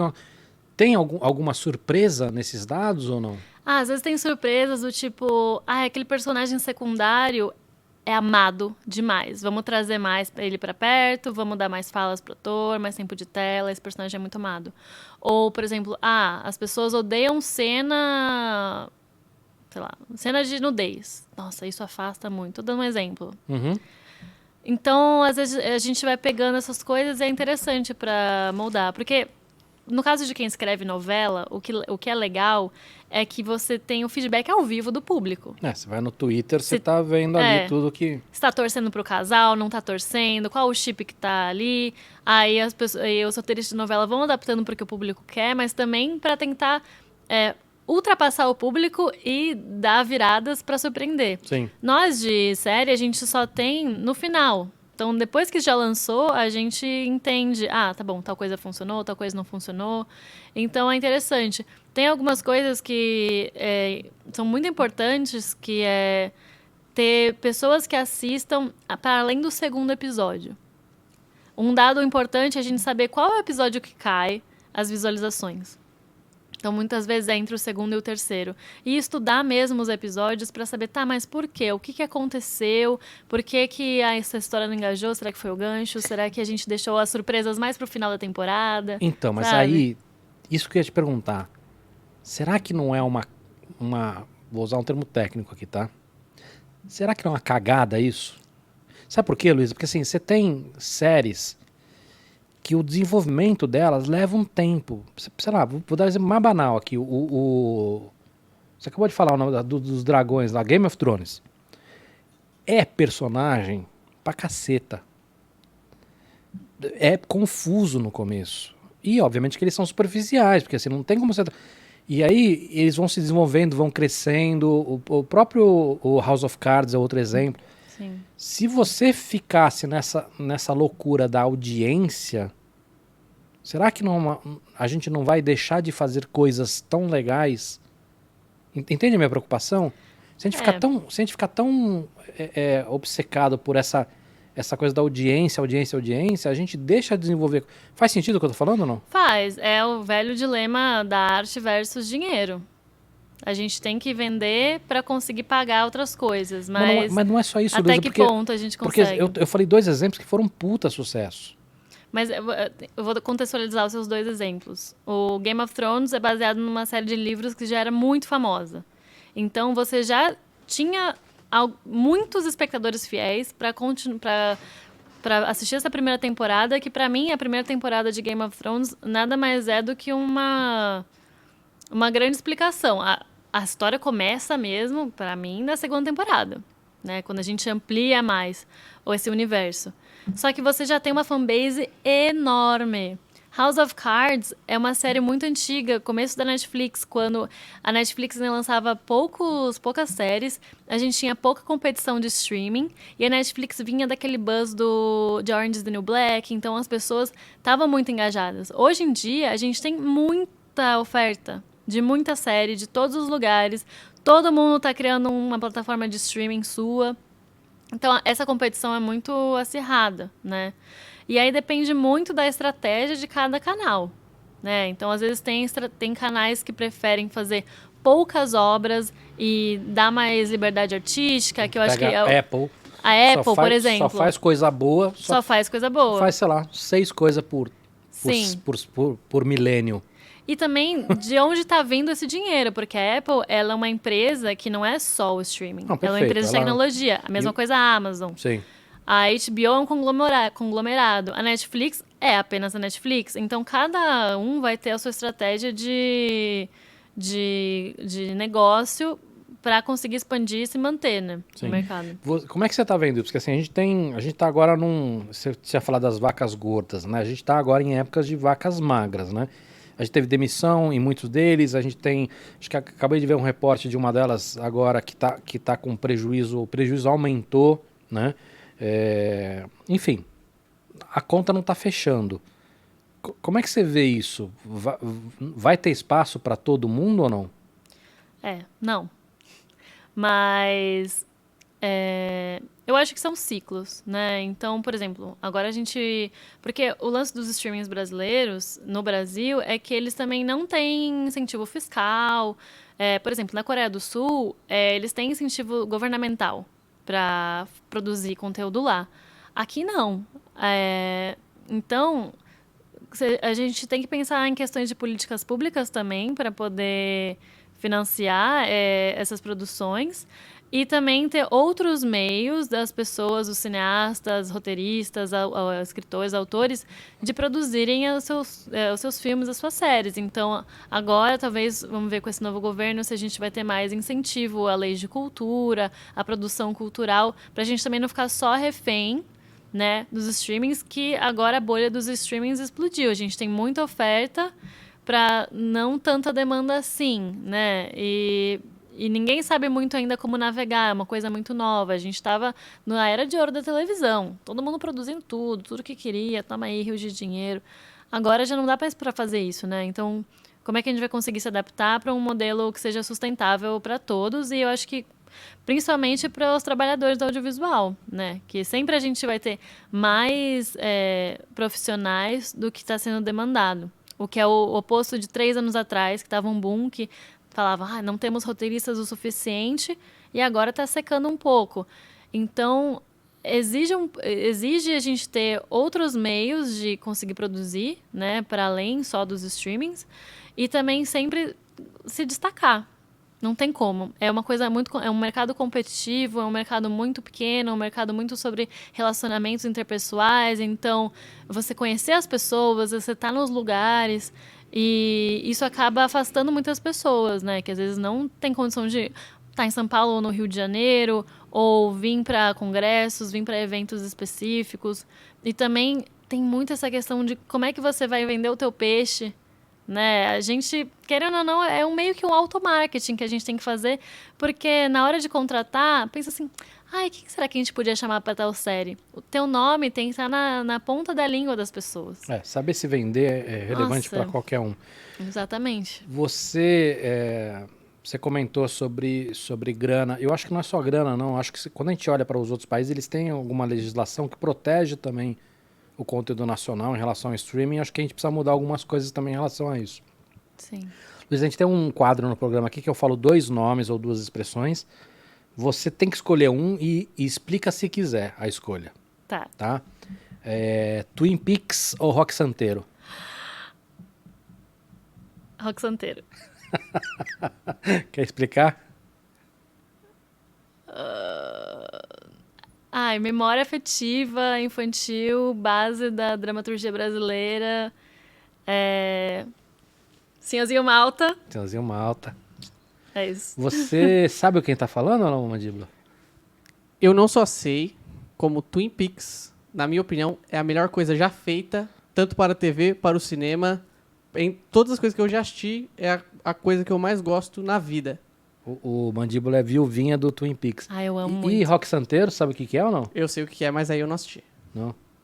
Eu amo muito Twin Peaks. Por isso que eu achei muito cruel a sua pergunta. Não, a pergunta é boa. Vamos lá, mais um. Buffy, a Caçadora de Vampiros ou Orange is New Black? Buffy.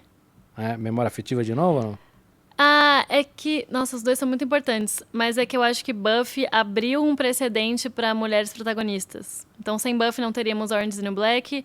Foi a primeira personagem lésbica em TV aberta nos Estados Unidos, que foi a Willow. A Buffy é uma personagem ótima, então eles fazem muita paródia com filme slasher, filme de terror. Eu acho que foi um marco audiovisual, assim. Acho que em outros sentidos também, né? De como mulher super-heroína. Tem umas outras coisas também, né? Que foi meio que... Talvez não a primeira, mas que foi um marco nesse aspecto, né? Foi. Uma das primeiras, assim, de cultura pop. Acho que a gente tem a Xena, a Princesa Não, já várias, tinha mas... outras, sei lá, She-Ra, não sei o quê, mas você tem uma importância grande, acho, nessa frente. Mandíbula, você que é um cara da cultura pop, me ajude a fazer outros, escolhe um pra ela. Eu pensei agora, assim, eu tive dois roteiristas Vamos lá. diretores, mas que escrevem os próprios filmes. Guilherme Del Toro ou Quentin Tarantino? Tarantino. Quer explicar? Eu consumo mais Tarantino e acho que eu gosto muito como ele traz os filmes B e filmes de subcultura norte-americanas pra cultura pop, assim. Legal. Eu vou querer entender agora seu processo criativo, mas antes queria te fazer uma pergunta. Você foi convidada para uma residência literária. O que é isso? Explica. Uma residência é basicamente você é convidado para passar 1 ou 2 meses num lugar, escrever, e eles te pagam para ficar lá e você exercer a sua função enquanto artista. O que para mim foi surreal, porque assim, como assim querem me pagar para eu ficar lá linda escrevendo? Como assim é importante isso? É importante o que eu faço? Então foi muito louco para mim, tão valorizada. Isso é uma coisa de incentivo à cultura só ou tem outros objetivos? No caso é uma residência literária nos Estados Unidos, norte-americana, que acontece desde os anos 60, que o que eles queriam era fazer um jeito de fazer um encontro de escritores do mundo inteiro, para trocar tanto impressões culturais como geopolíticas e artísticas, e a gente fazer esse intercâmbio de cultural mesmo e trazer coisas diferentes para os nossos países de origem. E tanto é que participou o Milton Ratum, que é um escritor brasileiro super famoso e que ganhou o prêmio Jabuti. E quando me convidaram foi também nessa pegada. Então, essa Universidade de Iowa, eles têm o mestrado de escrita criativa mais antigo dos Estados Unidos. E eles têm esse programa de 2 meses para escritores internacionais. Então, o foco é mais essa troca cultural e a gente poder expandir nossa percepção globalmente, né? Então, enquanto está acontecendo isso no Brasil, mudança de governo, questões estruturais, o que está acontecendo, por exemplo, no Sri Lanka, na Venezuela, na Tailândia, na Finlândia. Então, eu pude conversar sobre isso com pessoas, assim, na minha frente, comendo um pão de queijo. Não pão de queijo, mas, sei lá, cookie. Pão de queijo só aqui. Exato. E então é muito... para além da questão de, vamos produzir e vender coisas e ganhar dinheiro em cima das coisas que a gente vai criar. Não é um propósito mercadológico, né? É um propósito realmente de trocas culturais. E para mim foi muito incrível ver que tinha uma instituição que investia para isso, para expandir a nossa cultura. Faz tanto sentido para mim, é que a gente tá tão distante disso que a gente fica às vezes abismado, né? Eu fiquei lá 2 meses, eu fiquei 1 mês assim, não é possível, daqui a pouco vão me pedir alguma coisa, não é possível, assim, só para eu ficar aqui escrevendo, conversando com as pessoas, sabe? Não, e é isso. Muito legal. Queria saber mais do seu processo criativo. Antes até, você começou no computador já, né? Você não chegou a pegar a máquina de escrever. Eu escrevia um pouco na máquina de escrever da minha mãe, que minha mãe é advogada. Mas quando você tinha 2 anos de idade. 5 anos. Mas assim, já tinha computador. Só que ela tinha lá essa máquina de escrever e, enfim, era uma opção escrever na máquina Mas de você escrever. não tem memória afetiva com a máquina? Você já entrou já... Já bem no computador. computador, né? Sim. É. Eu sempre tive, assim, internet desde os Você 10 não anos. falou a tua idade, mas você é muito nova pra... Quantos anos você acha que eu tenho? Mandíbula, me ajuda, vai, pra não cometer essa gafe. Mas, ó, você tem cara de ser mais novinha do que você é. É o meu cabelo rosa. Ajuda, mas, sei lá, 26? Eu tenho 28. Ah, acertei.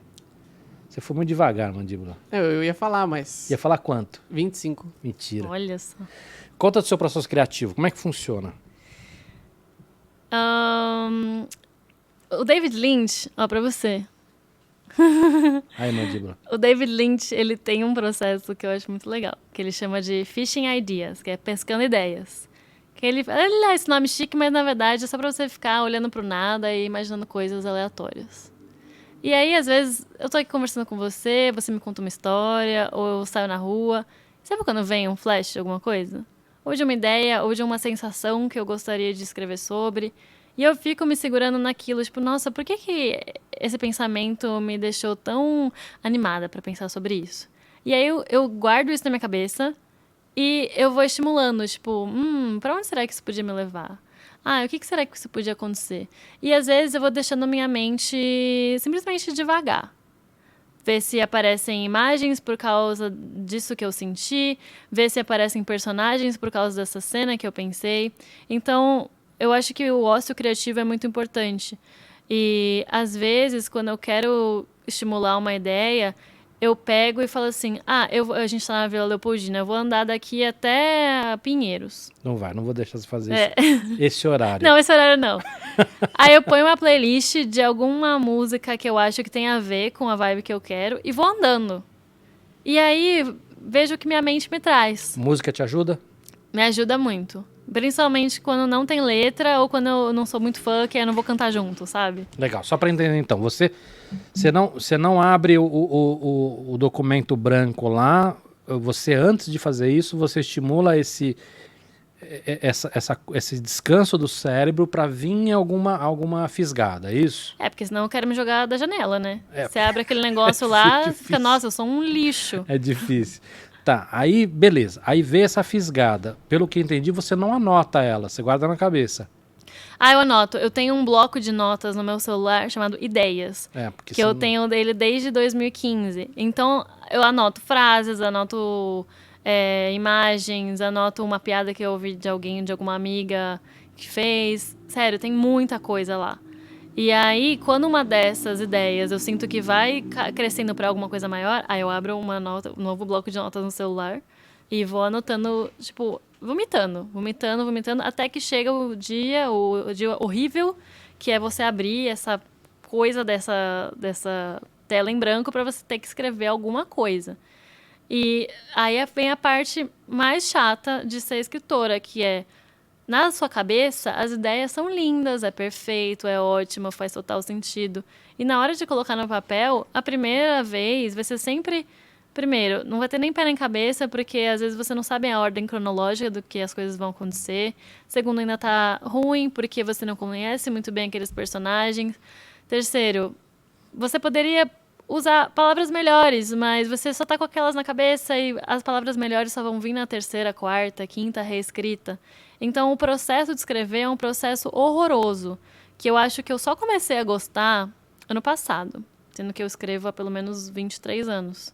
Então, é uma relação de amor e ódio muito forte, porque ao mesmo tempo que eu odiava escrever, era a única coisa que eu podia fazer, porque eu me sentia muito infeliz se eu não escrevia. Então, um relacionamento abusivo, né? Mas agora eu aprendi a gostar desse processo, assim, e eu acho que o fato de eu não me cobrar tanto para a primeira versão de tudo ser perfeita me ajudou muito. Eu brincar e saber que aquilo é só uma experimentação no começo, sabe? Isso me ajudou demais, mas eu levei 3 anos para realmente internalizar isso. Que o primeiro tratamento é só um vômito. Você se força uma quantidade de horas por dia ou não? Então, sim, porque eu trabalho escrevendo. Então, eu tenho que cumprir prazos, eu tenho que entregar coisas. Geralmente, eu escrevo de 6 a 8 horas por dia, né? Quando eu falo escrevo, não é que eu tô assim 6, 8 horas Não, por dia. perfeito, mas de alguma maneira você está trabalhando naquele texto, seja Imagem quieta, pensando, pensando, anotando ideias, ou às vezes procurando referências, entrevistando pessoas, que pra mim isso é muito bom também. E quando eu não tô trabalhando nas séries que eu tô escrevendo, aí eu trabalho nos meus projetos pessoais, que ou são projetos de série, ou agora um curta-metragem que eu vou rodar como diretora. Então, é isso. O meu hobby, que também é escrever, é também meu trabalho. Então, qual é a diferença entre o meu hobby e o meu trabalho? É um pouco difícil, assim. Quando você vê, você tá 10 horas por dia fazendo isso e sua mente já não aguenta mais. Você usa algum outro tipo de software ou não? Porque assim, você tem, como você falou, você tem a linha do tempo, você tem um monte de personagem, sei lá, você tem mind map ou Excel, ou sei lá, eu sei que tem um software especializado nisso, porque tem uma hora que você tem que fazer uma estrutura mínima, senão você começa a se perder no que você faz. Você usa alguma coisa ou não? Não, eu uso notas no celular, caderno. Eu adoro escrever no caderno. Tinha uma época que quando me cobrava muito para a primeira versão ser muito boa, eu não conseguia escrever no computador. Eu tinha uma paralisia, assim, não conseguia. E aí eu falei, vou tentar escrever no caderno. Eu não conseguia escrever em caneta, porque caneta é definitivo. Então comecei a escrever histórias, contos, roteiros a lápis. Cara, que maluco. Você tratou isso com a sua terapeuta, Não, imagina. a terapeuta é ótima, Renata, te amo. Porque essa sensação de ser eterno ali, de ser sério, eu não conseguia. Me dava um bloqueio, assim, absurdo. E aí eu fui cada vez mais no primitivismo, tá? O que é o mais poroso possível? Bom, o melhor seria eu escrever, assim, no box do chuveiro, que tu escreve assim e depois apaga. Mas aí ia apagar demais, aí eu ia ter que ficar lembrando, minha memória é péssima. Aí eu falei, não, vou escrever a lápis, e isso me ajudou a desbloquear muita coisa. Muita Interessante coisa. isso, muito legal. Quando você termina um trabalho, daqui 3 meses você leu, você quer mudar? Ah, sempre, né? É? Você sempre acha coisas que poderia melhorar, uma piada que podia ficar melhor, uma conexão de personagem que podia ficar mais interessante. Mas eu acho que o bom de você ser roteirista de série é que tudo tem data. Tem uma data para acabar. Se não tem data para acabar, você vai ficar reescrevendo aquilo pro resto da sua vida. Projetos pessoais são assim, aqueles projetos que você ainda não conseguiu vender para um canal, você sempre pega, vou dar uma revisadinha aqui, aí você lê e fica, nossa, meu Deus, o que é isso? Coisa horrorosa. Aí você reescreve. Aí fica lá mais 6 meses. Aí você pega, vou dar uma olhadinha. Aí, nossa, que horroroso. E chega uma hora que, às vezes, você perde até a essência do bagulho. Porque você não sabe a hora de parar. E personagem, você chega a fazer pesquisa ou não? Por exemplo, você descreve locais, cenários? Você faz pesquisa sobre isso? Como é que funciona? Então, uma coisa interessante da diferença entre literatura e roteiro, que eu tive que aprender na marra, porque eu escrevia mais literatura, era quando você escreve roteiro, você não pode descrever exatamente o que você quer. Você tem que colocar um mood. Então, por exemplo, o roteiro é um esqueleto de algo muito maior que vai ser um filme, né? Então, eu tô aqui com você. Eu sei que eu quero que essa cena seja um lugar que tenha uma vibe meio rústica, mas um pouco moderna e alguns elementos de, sei lá, cultura pop. Eu coloco isso. E quem vai trabalhar em pensar, vamos colocar essa mesa que é tipo um balcão, mas de madeira meio rústica, é direção de arte. Porque eu só posso no roteiro descrever algum objeto muito específico se ele tem alguma função emocional. Então, por exemplo, eu escrevo que é esse lugar meio rústico, meio moderno, com elementos de cultura pop e que tem uma luminária vermelha. Por quê? Dali a 5 cenas, eu vou pegar essa luminária vermelha e vou tacar na cabeça de alguém. Do Mandíbula. Então, é um objeto importante que ele precisa existir nessa cena, Entendi. que depois vai voltar. Ou sei lá, alguma coisa que tem alguma coisa que ajude a descrever o personagem. Exato. Sei lá, um relógio antigo, alguma coisa assim. Essa é aquela história da arma de Chekhov? Exato. Explica. A arma de Chekhov se você tem uma arma numa cena, você vai ter que usar ela em algum momento. Não, você não pode colocar um objeto tão importante e carregado de tanta tensão como uma arma e não usar ela em nenhum momento. Mas eu percebo que hoje não sei se aí vem do roteiro ou vem do diretor, muitas séries e muitos filmes, até por saber disso, pregam umas pecinhas. Porque vou te dar um exemplo, você tá uma série lá e aí dá um close no cara fazendo alguma coisa, entendeu? Tipo, o cara pega um vaso. Aí você fica pensando, puta, ele vai usar esse vaso pra isso, ele vai matar a pessoa com o vaso, ou ele escondeu alguma coisa no vaso. E não era nada, né? Sim, pra te distrair. Então tem essa brincadeirinha aí. Mas você vê, tem um uso. Tem um uso, que é te distrair. Não é que, precisavam colocar um segundo de cena e gravaram sem querer. Nada é por acaso. Se ele fez um close num vaso, é porque isso tem algum uso. Seja pra realmente esse vaso ser usado dramaturgicamente ou pra te confundir enquanto espectador. Ou era o merchan mesmo. Ou merchan, sei lá, Coca-Cola. Exatamente. Faz diferença pra você no roteiro se tem muita grana na produção ou pouca grana ou não? Claro que faz. A sua possibilidade do que você pode fazer. Quantas pessoas você pode colocar numa cena. Se você pode ter várias locações ou não. Se você tem pouca grana, eles vão falar assim, não é pra ser num apartamento essa cena? Você fala, não, mas é muito importante ser num boliche, porque o pai do protagonista amava boliche. Ai, mas é meio caro. Não dá pra ser num apartamento? Sabe? Então, geralmente, se você vê uma série, um filme que tem uma locação só, é tudo dentro de uma casa, não tinha tanta grana. Coisas que também as pessoas odeiam produzir. Festas. Contratar um monte de figurante, alimentar toda essa gente, conduzir essas pessoas num dia inteiro no set é muito cansativo, leva muito tempo. Então, dá pra... É aquilo que a gente estava falando sobre séries de ação. Explosões e efeitos especiais são muito caros. Fico imaginando. Agora, faz sentido pra você o que está sendo gasto em algumas séries ou não? Porque a gente tem algumas séries hoje que você está colocando 1 bilhão na série. Isso não se perde também? Digo, ter muito dinheiro também não é um problema? Limites são bons sempre. Porque no final o que conta é se os seus personagens são bem construídos, se eles têm conflitos engajantes e se você ama a interação dele com os outros. Você pode colocar esse personagem numa série de baixo orçamento, num apartamento, que você vai sentir essa tensão entre eles, ou numa série Game of Thrones, sabe? Que você tem milhares de dólares por episódio. Mas dependendo da sua proposta, às vezes precisa. Porque se você fizer um Game of Thrones com um orçamento baixo, vai ficar tosco. Vai ficar ruim. Aí, a menos que você venda como uma paródia, uma coisa meio tosca e tal, e as pessoas aceitem, é um pouco difícil, porque às vezes não tem dramaturgia boa o suficiente para compensar um efeito muito ruim, né?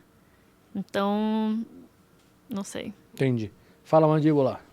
A gente falou no começo do Avatar, que o filme é bonito e tal, mas a gente odiou o roteiro. Eu queria saber da Luísa se tem algum recente, não precisa ser recente, mas que a galera gosta, que o hype é grande e você assistiu, você falou, meu pai amado, isso aqui é um desastre. Assim, Esse roteiro... como as pessoas puderam... Como isso fez sucesso? Tem essa indagação às vezes ou não? Ai, gente, eu tenho muitos pensamentos, mas, por exemplo, pra mim, filmes da Marvel são ótimos visualmente, são divertidos e tudo mais. Eu vou ser cancelada, ó. Só que, às vezes, eu sinto que... Mas aí é uma coisa muito de gênero, tá? Então, a Marvel, filme de herói em geral, 50% é sobre efeitos e explosões e aquela sensação de você estar no cinema vendo coisas explodirem. Isso, pra mim, eu realmente não ligo. Eu ligo pra interação entre personagens. E, às vezes, eu sinto que tem lugar pra ter muito mais profundidade e não tem tempo. Porque, claro, tem que ter explosão. Tem que ter bomba e tem que ter piu, sabe? Mesma coisa com Star Wars. Os meus filmes favoritos do Star Wars são os 3 primeiros episódios. Porque os 3 primeiros, você diz... 4, 5, 6. Tá. Porque é basicamente uma novela no espaço.